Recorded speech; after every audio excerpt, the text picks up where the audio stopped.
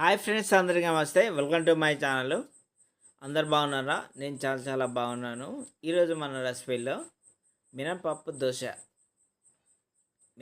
దోశ ఎలా చేయాలో చూద్దాం. ముందుగా ఒక గ్లాసు మినపప్పు తీసుకోవాలి. దానికి తగ్గట్టు 2 గ్లాసుల బియ్యం పోసుకోవాలి.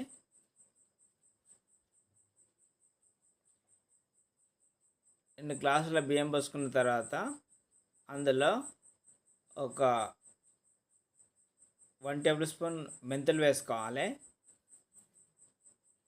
1 టేబుల్ స్పూను కందిపప్పు వేసుకోవాలి. 1 టేబుల్ స్పూన్ శనగపప్పు వేసుకోవాలి.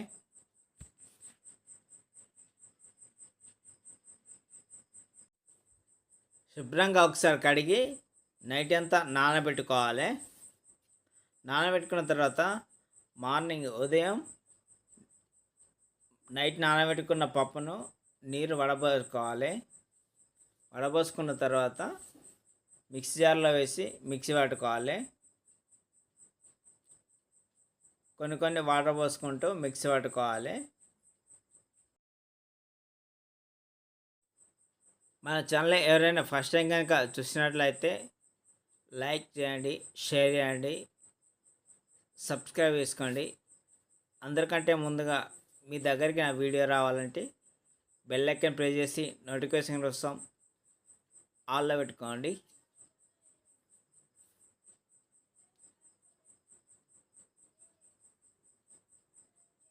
బాగా వాటర్ పోసుకోవద్దు, రుజువు అయిపోతుంది పిండి. మామూలుగా పోసుకుంటూ మిక్సీ పట్టుకోవాలి.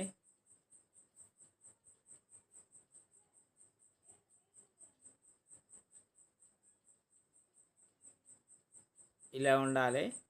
వీడియోలో చూపించిన ఈ విధంగా ఉండాలి. గట్టిగా అయితే తర్వాత కూడా వాటర్ పోసుకోవచ్చు, కానీ మెత్తగా కాకుండా చూసుకోండి, లోజు.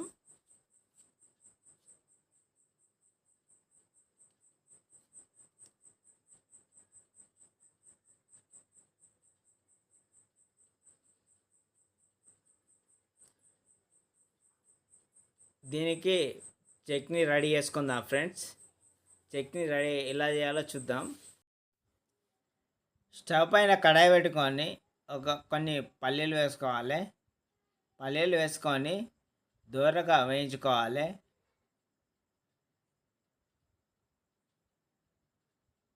దూరగా వేయించుకున్న తర్వాత పక్కన పెట్టుకోవాలి.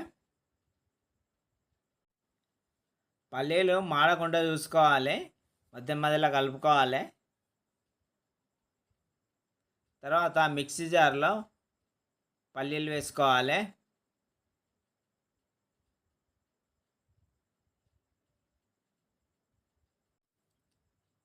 తర్వాత ఒక మీడియం సైజ్ ఉల్లిగడ్డ పొట్టు తీసుకొని మంచి శుభ్రంగా కడిగి ఇలా మీడియం సైజ్ ముక్కలుగా కట్ చేసుకొని వేసుకోవాలి.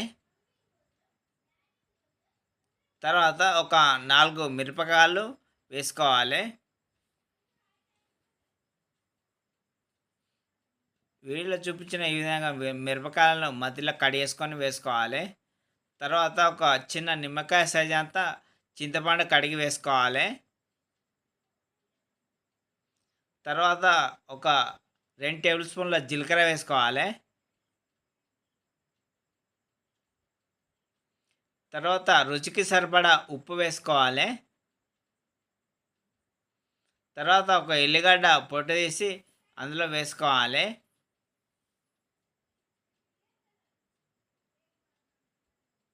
తర్వాత మూత పెట్టి మిక్సీ పట్టుకోవాలి. కొన్ని వాటర్ పోసుకుంటూ మిక్సీ పట్టుకోవాలి. పల్లీల చట్నీ రెడీ అయిపోయింది. దాన్ని ఒక గిన్నెలో వేసుకోవాలి. గిన్నెలో వేసుకొని బాగా తిక్కుగా ఉంటే కొన్ని వాటర్ పోసుకోండి. మీకు కావాల్సి ఉంటే పప్పు కూడా పెట్టుకోవచ్చు. మీకు అవసరం లేదనుకుంటే ఈ విధంగా కూడా వాడుకోవచ్చు. ముందుగా పెట్టుకున్న పిండిలో కొంచెం ఉప్పు వేసుకోవాలి, 1 టేబుల్ స్పూను. తర్వాత బాగా తిక్కుగా ఉన్నట్టుంది, కొన్ని వాటర్ పోసుకోవాలి. వాటర్ పోసుకొని కలుపుకోవాలి.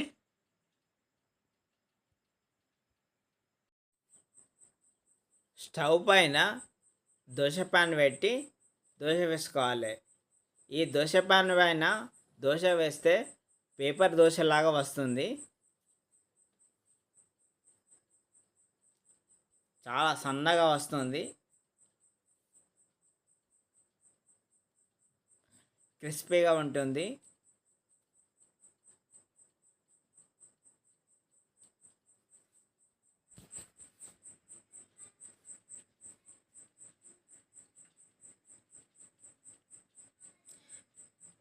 ఈ విధంగా పిండి వేసుకొని వీడియో చూపించిన ఈ విధంగా గంట పట్టి అనుకోవాలి రౌండ్గా.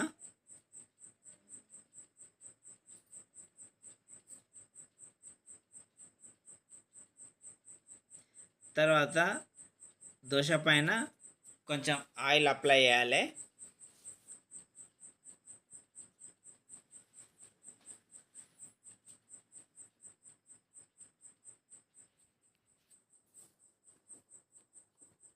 ఆయిల్ అప్లై చేసిన తర్వాత దోశ తిప్పి వేసుకోవాలి. రెండు వైపులా మంచిగా బ్రౌన్ కలర్ వచ్చే వరకు కాల్చుకోవాలి.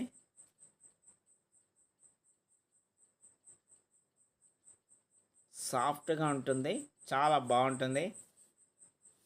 ఈ ప్యాన్ పైన వేస్తే దోశ పేపర్ దోశలాగా వస్తుంది, చాలా బాగుంటుంది. ఎలా ఉందో టేస్ట్ చేసి చూద్దాం ఫ్రెండ్స్.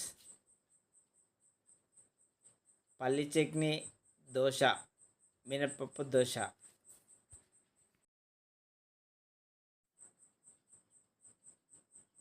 ఎలా ఉందో టేస్ట్ చేసి చూద్దాం. చాలా బాగుంది. దోశ సాఫ్ట్గా ఉంది, చాలా బాగుంది. చట్నీతో ఇలా తింటుంటే సూపర్గా ఉంది. ఒకసారి ట్రై చేసి చూడండి, ఎలా ఉందో చెప్పండి.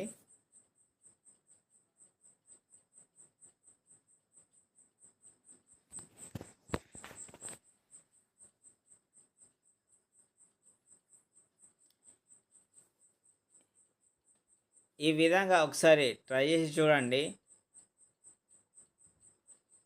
చాలా టేస్టీగా సూపర్గా ఉంటుంది.